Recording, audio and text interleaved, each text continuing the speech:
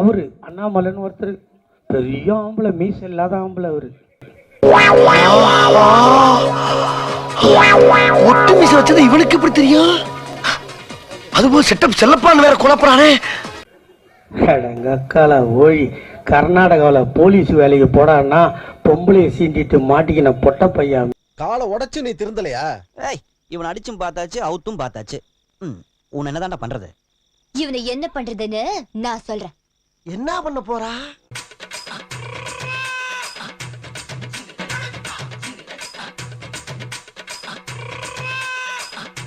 Police வேலைக்கு போடான்னா அங்க பொம்பளை சீண்டிட்டான், சிக்கிட்டான். என்ன சும்மா என்ன சும்மா சும்மான்னா சும்மாதான். சொல்லியா?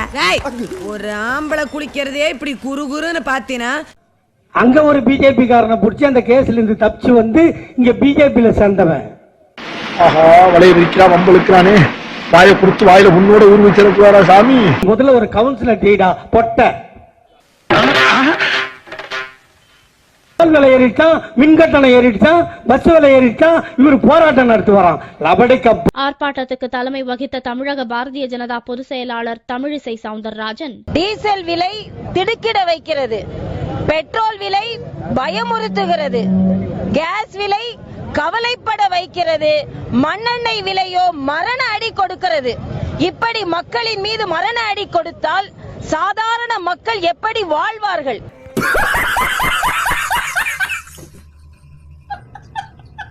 என்ன வச்சு காமெடி கீமெடி பண்ணிட மாட்டியே? உங்க அப்பா மோடி சொன்னாண்டா, நான் ஆட்சிக்கு வந்தா ஒவ்வொருத்தன் பேங்க்லயும் 5 லட்சம் போடுவேன்னா.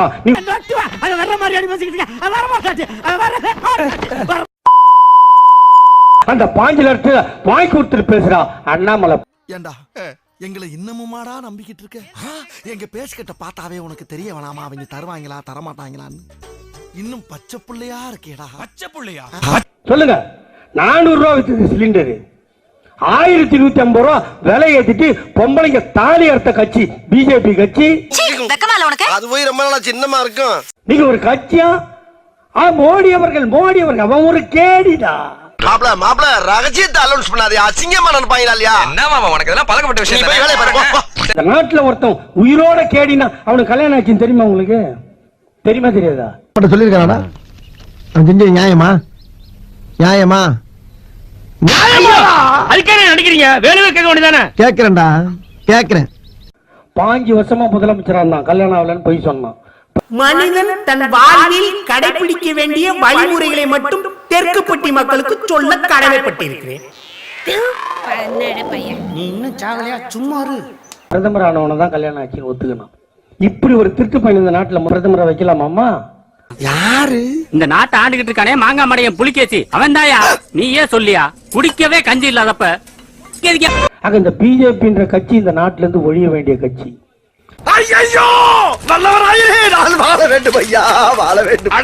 பொம்பளைங்க வீட்டுல சோறாக்கி போடுறதுக்கு தான் லாக்கின்னு சொல்றது பிஜேபி. அவனை செருப்பாலே அடிப்ப சார். பொம்பளையும் வேலைக்கு போய் சம்பாதிக்கலாம் சொல்றது திராவிட மாடல். உன் காலை எங்க காட்டுப்பா. இதா நீதான் கைய காலா நினைப்பியே. ஆரம்பிச்சுட்டானே. ஆணுக்கு பெண் சமம்னு சொல்றது திராவிட மாடல். பொம்பளை ஆம்பளைக்கு சுகம் கொடுக்கிற மிஷின்னு சொல்றது பிஜேபி மாடல். இப்படி என்ன கிளம்ப வேண்டியதானே? அதான் துப்பிட்டில போக வேண்டியதானே? சரி நான் போறேன்டா, இருந்தா துப்பிக்கிட்டே இருப்பேன். எந்த மாடல் ஓணும் நீங்க தான் முடிவு பண்ணணும். பிஜேபிக்கு இந்தியா மேல ஒன்னும் பற்று பாசெல்லாம் கிடையாது.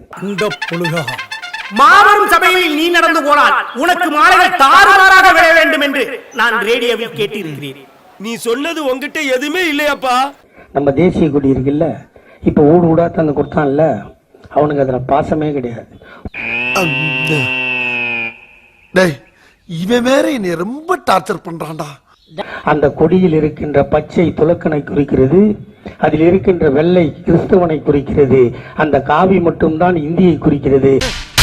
நீ கேட்ட ஒவ்வொரு கேள்வி என்ன செருப்பால் அடிச்ச மாதிரி இருக்குடா. மாதிரி இல்ல, உண்மையிலே செருப்பால தான்.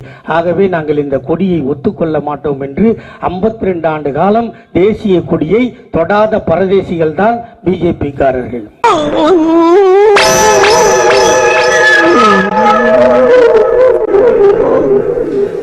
அடுத்த வாரம் இதே இடத்துல மீட் பண்றேன். சுதந்திர இந்தியாவில் யாரை பிரதமராக்குவது, நேருவை ஆக்கலாமா பட்டேலை ஆக்கலாமா என்று கேட்டபோது எனக்கு இல்ல இவனுக்குனே. யாரு இந்த களவாணி பயல் நம்பி சைக்கிள் கொடுக்க சொல்லிய நீ? அண்ணே கொடுங்கண்ணே, திரும்பி வந்துருவானே. திரும்பினா தானே வர்றதுக்கு, இவன் எப்பவுமே திரும்புறதே கிடையாது. காந்தி சொன்னார், குஜராத்காரனிடம் நாட்டை கொடுத்தால் விற்று விடுவான், ஆகவே நேருவை பிரதமராக்கு. மறுபடியும் மூலம் சொல்லுங்க.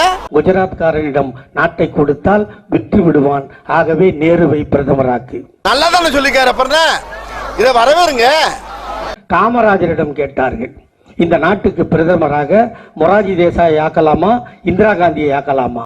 காமராஜர் சொன்னார், குஜராத்காரனிடம் ஆட்சியை கொடுத்தால் நாட்டை விற்று விடுவான், ஆகவே அவனிடம் கொடுக்காதே இந்திராவிடம் கொடு என்று சொன்னார்கள். டேய், இப்ப அவனுக்கு உன்னை கேட்டானுங்களா இல்ல நான் தான் உன்னை சொல்ல சொன்னா? இவனுக்கு தானடா என் கடையை சுத்தம் பண்ணவங்க, அவங்கிட்டயே போய் ஏன் சொல்லிட்டு இருக்க? உடனெல்லாம் வாங்கி வச்சார் நேரு மாமா, எல்லாத்தையும் வித்து தொலைச்சான். தனியார் தொலைபேசியை வளர்த்து விட்டான் நரேந்திர மோடி. பிஎஸ்என்எல்லை கொண்டு வந்தார் நேரு மாமா. ரயில்வேவை கொண்டு வந்தோம், அந்த ரயில்வேயும் விட்டு விட்டார்கள்.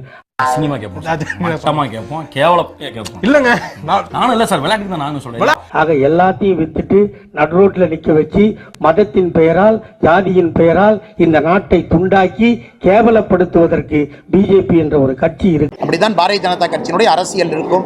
அதை கேட்டா அந்த பிஜேபியில சொல்றாங்க, வாரிசு அரசியல், வாரிசு அரசியல், வாரிசு அரசியல். ஆம்பளையா இருந்தா ஆண்மை இருக்கணுமா இல்லையா? ஒருத்தனுக்கு எந்திரிச்சு நிக்கவே ஒக்கில்லையா, அவனுக்கு 9 பொண்டாட்டி கேக்குதா? இருக்கணுமா இல்லையா? ஆம்பளையா இருந்தா ஆண்மை இருக்கணும், ஆண்மை இருந்தா புள்ள பிறக்கும். அவனா நீ? உங்களுக்கு பிறக்கலன்னா ஆஸ்பத்திரிக்கு போங்கடா, எங்களை பார்த்து ஏன்டா வயிற்றுல அடிச்சுக்கிறீங்க சொல்லு. அசிங்கமா பேசாதே. ஏன் அண்ணாமலை நீ எம்எல்ஏ ஆவன்? அரவக்குறிச்சியில் நின்ன இல்ல? என்னது நீ எம்எல்ஏ ஆவன்? அரவக்குறிச்சியில் நின்னாரா இல்லையா சார்? 1000 ரூபாய் ஓட்டு கொடுத்தாரா இல்லையா சார்? மேல சொல்றேன் கேட்டுக்க. சொல்லுங்க. அந்த மூஞ்ச பார்த்த உடனே அவங்களுக்கு தூங்கி இருந்து வெளியே வந்து பாக்குறதுக்கே தோணல. அப்படிப்பட்ட கலேஜ் மூஞ்சி அண்ணாமலை. அப்பா பேச ரொம்ப அடி வாங்கியிருக்கேன். மூஞ்சிய பார்க்காம பின்னாலே நின்று மொட்டை அடிச்சிட வேண்டியதான். உனக்கு ஜனங்க ஓட்டு போடல, அதுக்கு நாங்க என்ன பண்ண முடியும்? நீ ஓட்டு போட்டு சட்டசபைக்கு வா, ரோட்ல நின்று பேசுறல்ல பரிசு. எவ்வளவு டீசெண்டா நடந்துக்கிறாரு. பூரா நம்ம மேல வச்சுக்கிட்டு அவரு தப்புன்னு சொல்றது தப்பு சார். நியாயம் அவரு பக்கத்துல இருக்கு சார். நியாயம் அவன் பக்கம் இருக்கு.